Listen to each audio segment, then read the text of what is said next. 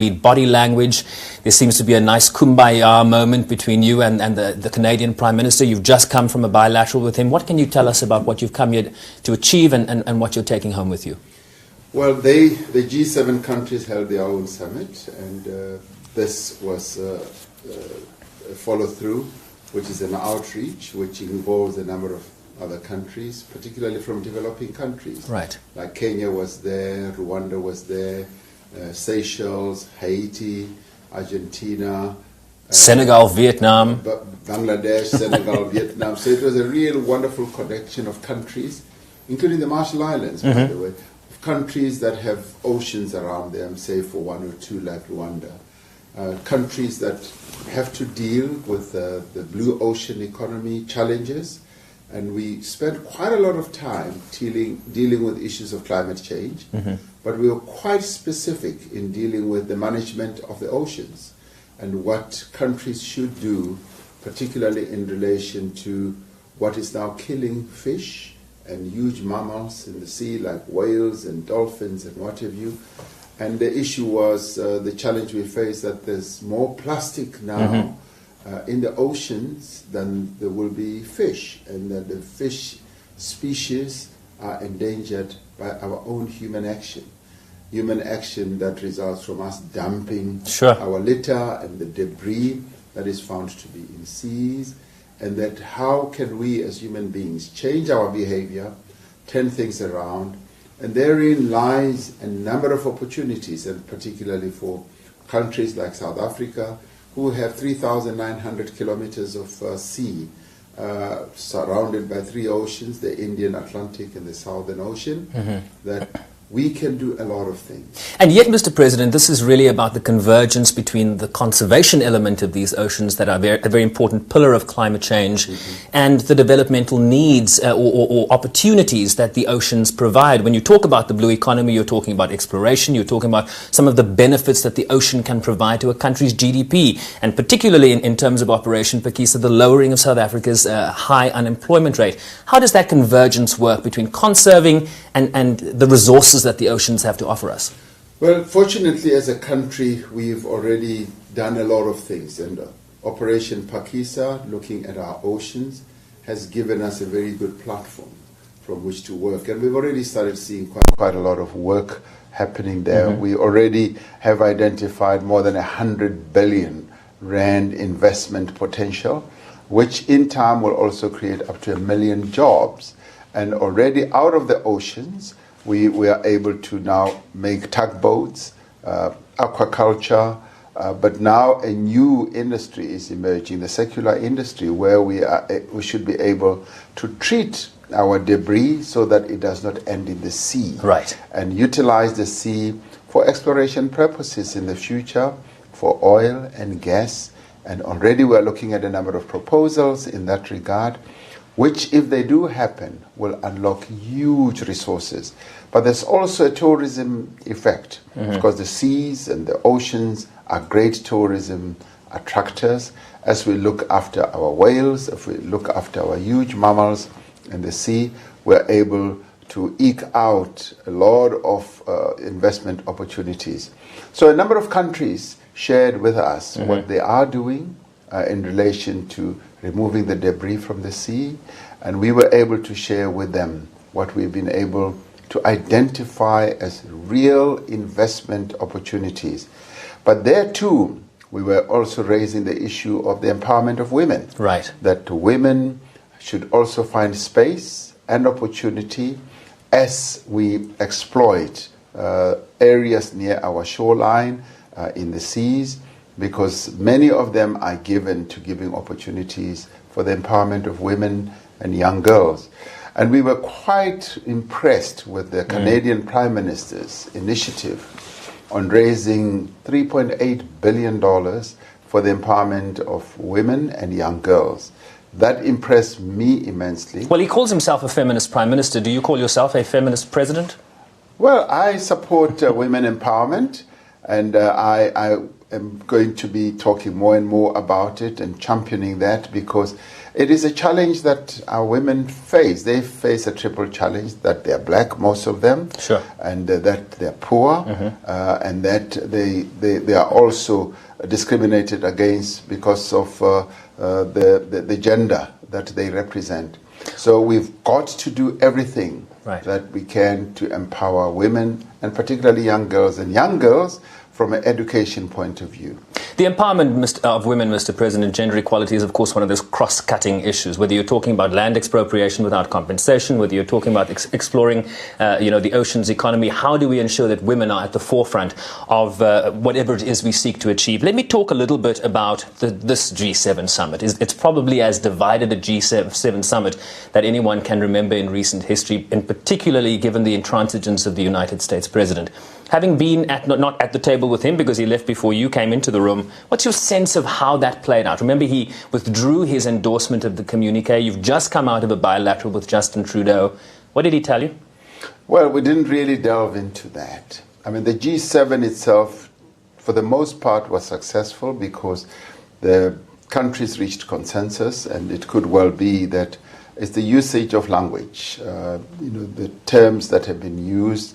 And it's a pity that the spat that has now ensued between Canada and the United States around the two personalities is a little bit, muddying the waters. But in the main, I think they covered a lot of important areas that can have an impact on the economy of the world.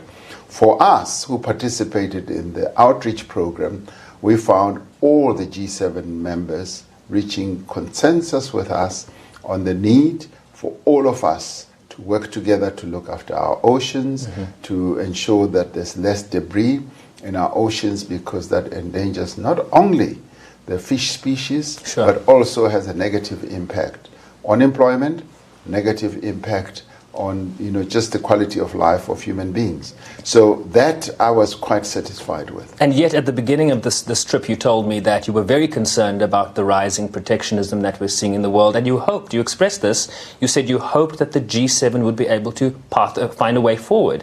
Of course they have not now, given the withdrawal. You must be disappointed about that. Well, that is disappointing, because protectionism is never good for any economy, and in fact we need to open up our economies more and more so that we can trade across barriers, which is precisely what we are seeking to do in Africa. In Africa, we've signed an Africa Free Trade Agreement, and so we're setting up this market of more than 1 billion people as an important market, which is worth more than 1.3 trillion rand, so dollars rather, and therefore protectionism does not work. We've seen it in Africa, how it impedes growth, where it impedes also and kills innovation. So we want to have a free trade area on the African continent so that we can industrialize more and more and trade, so that our goods can flow, and following on the goods should be investment, following on that should be people. Now, I was also able to have a meeting with President Kenyatta, just right now on a bilateral basis, and we've agreed that we're going to promote investment. We've agreed that we should hold an investment conference in Nairobi to promote our drive to raise $100 billion, because we want investments to come also from African investors into South Africa. We are already investing on the African continent in a big way. So we want a reciprocal type of investment flow, and he has embraced this.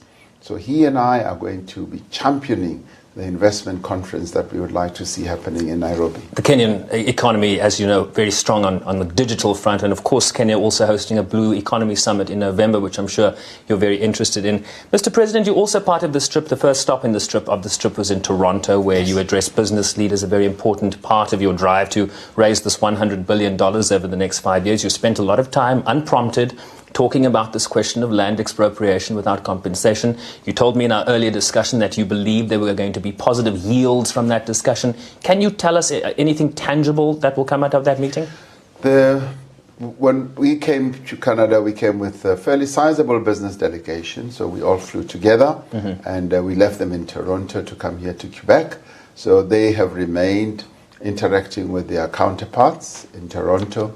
The business interventions that we had were twofold. One, we had a close meeting with those who've invested in South Africa before, and then we had a broader meeting of those we want to attract to invest in South Africa.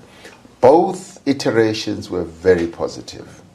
Positive to a point where they felt that indeed this is a new dawn. They are embracing the new dawn. They feel that we're now beginning to gain traction in addressing some of the impediments that they saw that were preventing investment from flowing in.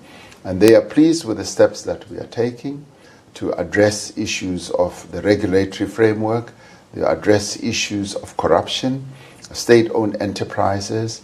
The mining charter was top of mind because Canada is a mining type of environment as well. A number of our South African companies are invested here, and a number of funds and investors have invested in South Africa. So we briefed them about the progress that we are making with the mining charter. They were rather pleased. And they were urging us to open up exploration of South Africa so that more and more mines can be opened, because they say South Africa, and correctly so, is still one of those countries that has a plethora of minerals. And they say, open that up. We want to come in. We know what your conditions are. You want transformation, you want empowerment, you want a transformed economy, and they also understand our narrative when it comes to land. And those things are not scaring them off. They're not scaring them off because they can see the seriousness with which we are approaching these matters, and also the insistence of saying we are going to do everything carefully. Right. We're going to do it as to promote investments, but also taking into account the interests of our people. You compared it to the promulgation of South Africa's new constitution and the process that you went through to ensure that everybody was heard. Of course, you mentioned the 140,000 submissions that the parliamentary process has. You talked about Section 25 of the South African constitution that has been there for a very long time. You did feel it important, though, to deal with that extensively. Why so?